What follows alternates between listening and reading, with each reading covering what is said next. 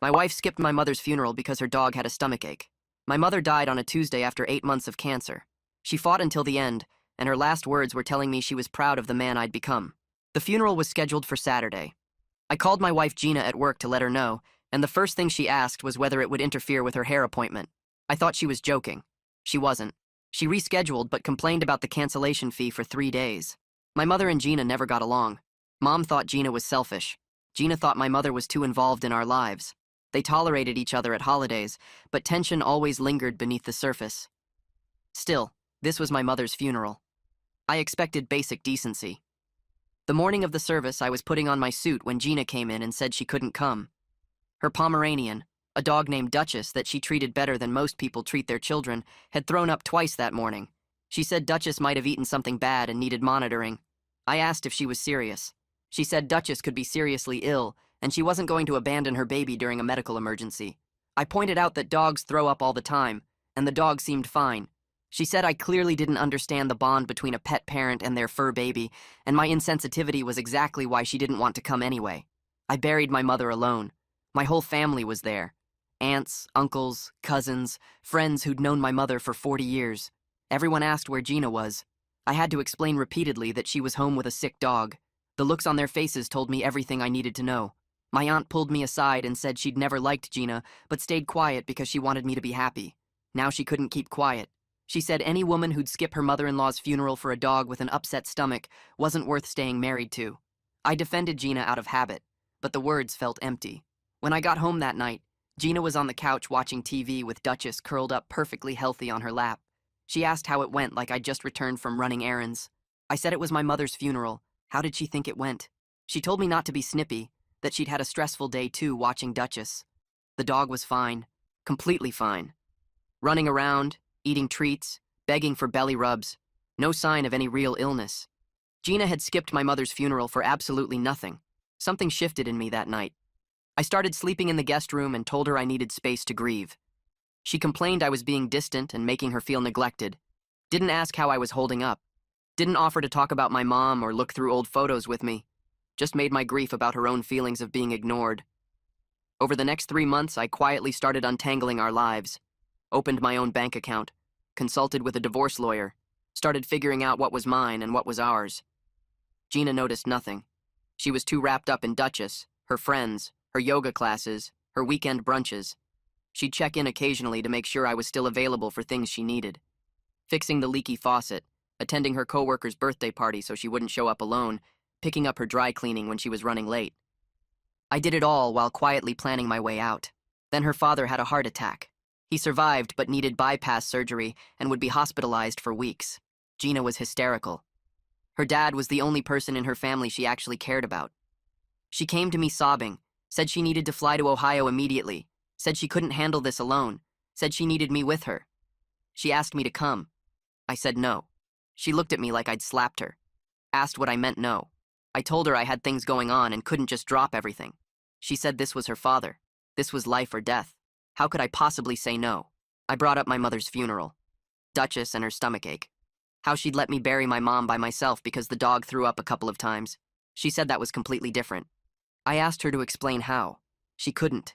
Just kept repeating that it was different. That her father could die. That she needed support. I suggested she take Duchess for comfort since clearly the dog was her priority in emergencies. I didn't yell. Didn't throw things. Just said it calmly, which seemed to make it worse for her. She flew to Ohio alone. Her father's surgery went fine. He recovered well. But during those 2 weeks she was gone, I packed up my belongings and moved out. Left her a note saying I'd filed for divorce and my lawyer would contact hers. When she got back and found the house half empty, she called me 25 times in one afternoon. The voicemail swung between sobbing and screaming. I screened the 26th call and let it go to voicemail like all the others. My phone sits on the kitchen counter of this new apartment, buzzing and lighting up every few minutes with another message. I pick it up and listen to the latest one. Gina's voice starts out shaky and apologetic, saying she's sorry, and she didn't mean for things to get this bad. Then halfway through the message, something shifts and suddenly she's yelling about how I abandoned her when her dad almost died, how I'm cruel and heartless, how everyone agrees I'm the bad guy here. The message ends with her crying again. I delete it and see 3 new texts from numbers I don't recognize. They're all from her friends telling me I'm a terrible person. One says I should be ashamed of myself. Another calls me selfish.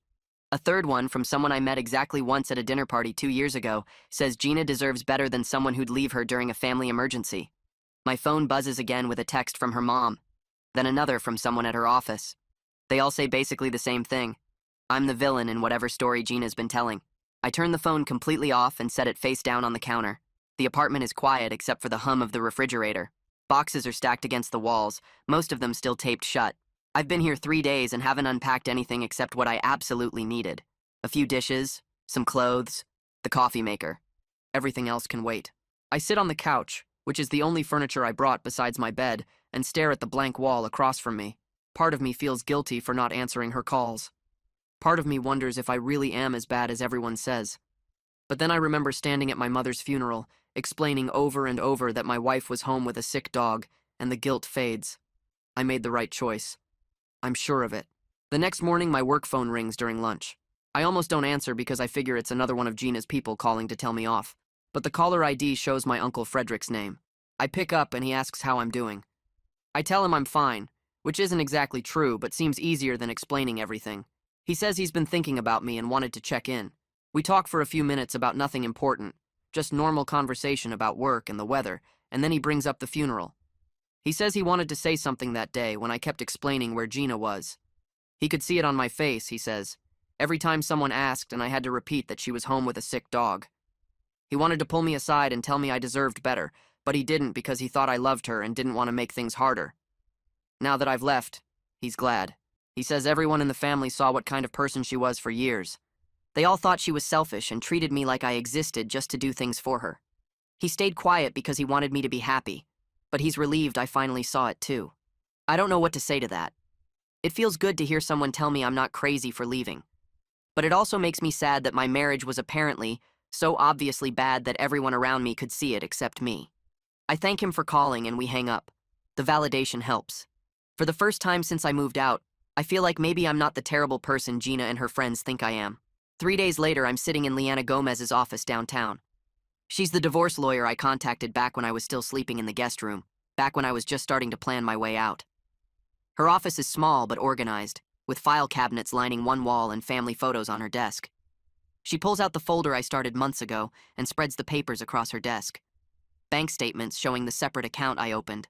A list of everything we own together and what belongs to who. Records of our finances going back 3 years. She looks impressed. She says most people who come to her are a mess, with no preparation and no documentation, but I've done half her job already. I tell her I had time to think about it.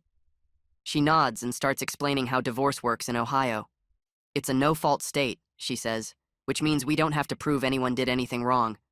We just have to show the marriage is broken beyond repair, which shouldn't be hard. She asks if I think Gina will fight it.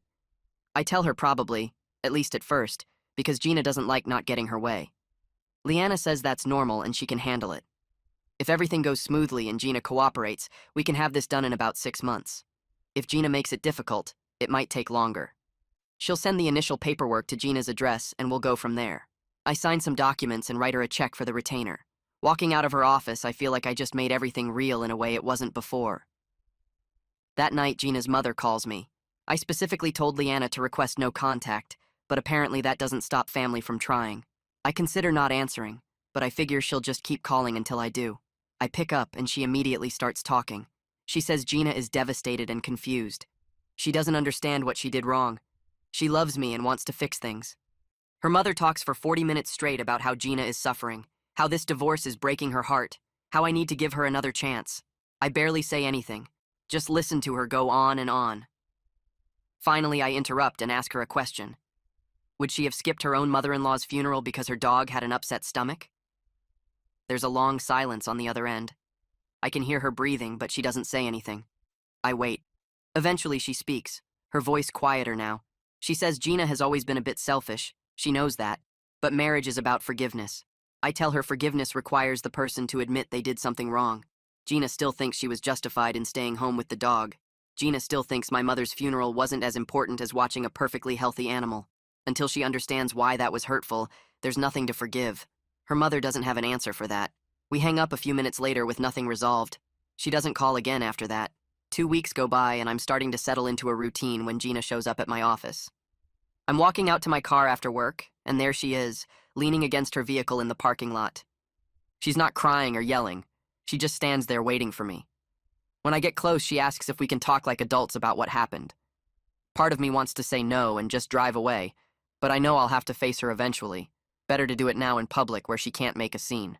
I agree to get coffee at a shop down the street. We drive separately and meet inside. The place is busy with the after-work crowd, which makes me feel better.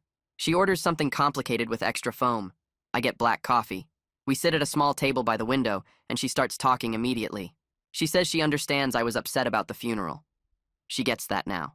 But leaving her when her dad was in the hospital was completely different and proves I never really loved her. I ask her to explain how it's different. She starts to answer, then stops. Starts again. Says her dad could have died. I point out that my mom did die. She says that's not the same because my mom was already gone by the time of the funeral.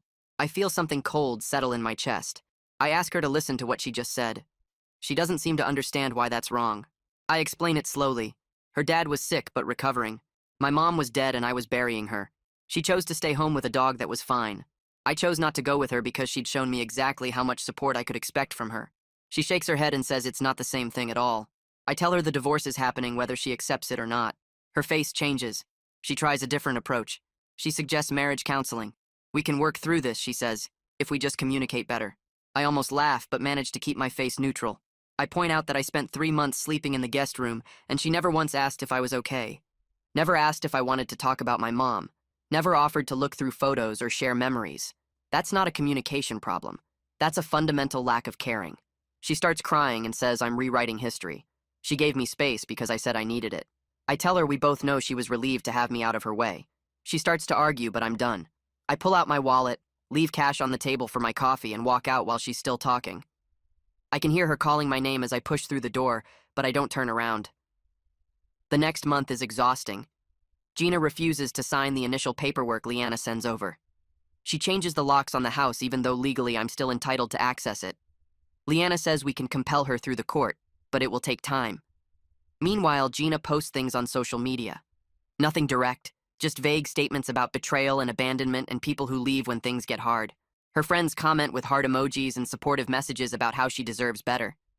I don't respond to any of it. I block her on everything and try to move on with my life. But it's hard when she keeps finding ways to make things difficult.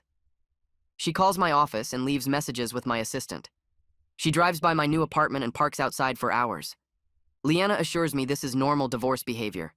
People panic when they realize they're actually losing something. Gina will either calm down or will handle it through legal channels. Either way, the divorce will happen. It's just a matter of how much hassle she wants to create along the way. Frederick calls in November and invites me to Thanksgiving dinner at his house. I almost say no. The thought of sitting through a holiday without my mother makes my chest tight. But sitting alone in my apartment sounds worse. I agree to come. The day arrives and I drive to his house feeling strange. His whole family is there when I walk in. Aunts and uncles and cousins I haven't seen since the funeral. Everyone hugs me and asks how I'm doing. Nobody mentions Gina directly, but I can tell they all know what happened. We sit down for dinner, and Frederick's wife makes a toast about being grateful for family who shows up when it matters. Several people glance at me when she says it. Later, my aunt pulls me aside and says she's proud of me for leaving. She says watching me defend Gina at the funeral made her angry, but now she's glad I finally stood up for myself. By the end of the night, I realize my whole family has collectively decided I'm better off without her. It feels good to have that support, even if it comes with the sadness of knowing my marriage was apparently terrible to everyone except me. Early December arrives and Gina finally agrees to mediation. Leanna says Gina's own lawyer probably told her that refusing to cooperate was just costing her money in legal fees. We schedule a session for mid-December. I show up at the mediator's office downtown and find Gina already there with her lawyer. The mediator is a woman in her 50s who speaks in a calm, measured voice. She explains how this works. We'll discuss assets and debts and try to reach an agreement on how to divide everything. If we can't agree, we'll go to court and let a judge decide. Gina immediately starts talking about how she deserves more than half of everything. She says she sacrificed her career to support mine. I stare at her. She's worked full-time at the same marketing job for 6 years. She's never sacrificed anything. The mediator asks her to provide documentation of these sacrifices. Gina can't. She just keeps insisting she gave up opportunities to support me, though she can't name any specific opportunities. Her lawyer looks uncomfortable. The mediator suggests we each prepare documentation of our contributions to the marriage and come back after the holidays. We schedule another session for January. Walking out, I feel tired and frustrated, but at least the process is finally moving forward. Christmas arrived, and I found myself alone in my apartment surrounded by half-unpacked boxes I still hadn't dealt with. I pulled one open to look for my winter coat and found my mother's recipe cards instead. She'd given them to me years ago when I first moved out, saying I'd need to know how to make a proper Sunday roast. I'd forgotten they were even in there. I sat on the floor and went through them one by one. Her handwriting covered each card in blue ink, instructions written in her careful cursive with little notes in the margins. Don't skip the rosemary on the roast beef card. Your father likes extra garlic on the mashed potatoes. Best with vanilla ice cream on the apple pie recipe. I could hear her voice saying these things, could picture her standing in her kitchen pointing at ingredients and explaining timing. The grief hit me harder than it had since the funeral itself. I cried sitting there on my apartment floor holding recipe cards, remembering Sunday dinners at her house when I was growing up. The smell of roasting meat filling the whole place. Her laughing when I'd sneak taste before dinner was ready. My dad reading the paper at the table while she cooked. All of it was gone now. My mother was dead. My marriage was ending. I was processing both losses at the same time, and some days I couldn't figure out which one hurt more. The recipe cards went into a drawer in my kitchen where I could see them, but didn't have to think about them constantly. January brought the second mediation session. I drove to the same office downtown and found Gina already waiting with her lawyer. She looked tired, not crying or angry like last time, just worn down by the whole process. The mediator went through the same opening statements about reaching a fair agreement. This time, Gina didn't immediately launch into demands about deserving more than half. Her lawyer had probably explained that her claims about sacrificing her career wouldn't hold up since she'd worked the same job for 6 years. We went through the asset list item by item. She wanted to keep the house. I didn't want it anyway. Too many bad memories attached to that place now. She kept the house and her car. I kept my car and my retirement accounts. We split the savings account down the middle. It took 3 hours, but we actually agreed on everything. Leanna walked out with me after and warned me not to celebrate yet. She said Gina could still change her mind before we finalized the paperwork, that people often had second thoughts once agreements became real. But I felt hopeful for the first time in weeks that maybe we could get through this without everything becoming a huge legal battle. Late January, I stopped at the grocery store after work to pick up basics for the week. I was standing in the produce section trying to remember if I needed onions when someone tapped my shoulder. I turned around and found myself face to face with one of Gina's friends from her yoga class. She crossed her arms and looked at me like I'd done something terrible. She started talking about how I'd abandoned Gina when her father was sick, how cruel it was to refuse to support her during a family crisis, how she couldn't believe I'd just left like that. I was tired of defending myself, tired of explaining, tired of people who only knew Gina's version of events. I asked her one simple question. Would she have skipped her mother-in-law's funeral for a dog with an upset stomach? I watched her face change as she processed what I'd said. The anger drained out of her expression and got replaced with something else. Confusion, maybe. Or the realization that she'd only heard one side of the story. She mumbled an apology and hurried away down the aisle. I stood there holding a bag of apples and felt angry, but not surprised. Of course, Gina had been carefully editing the story to make herself look better. Of course, she'd told everyone I abandoned her without mentioning why. Of course, she'd painted herself as the victim. That's what she'd always done. Frederick started checking in with me regularly after that. We met for dinner once a week at this Italian place near his house. He'd ask about work and the divorce process and how I was holding up generally. One week in February, he asked if I was thinking about dating yet. I almost laughed. I told him honestly I could barely handle my own company right now, much less inflict my emotional mess on someone else. He laughed too and said that was probably the healthiest approach. He said I needed time to figure out who I was outside of a marriage that clearly wasn't working. That rushing into something new would just be avoiding dealing with everything that happened. His acceptance of my situation without any pressure to move on or get back out there was exactly what I needed. Everyone else seemed to think 6 months was enough time to be over a divorce and ready to start fresh.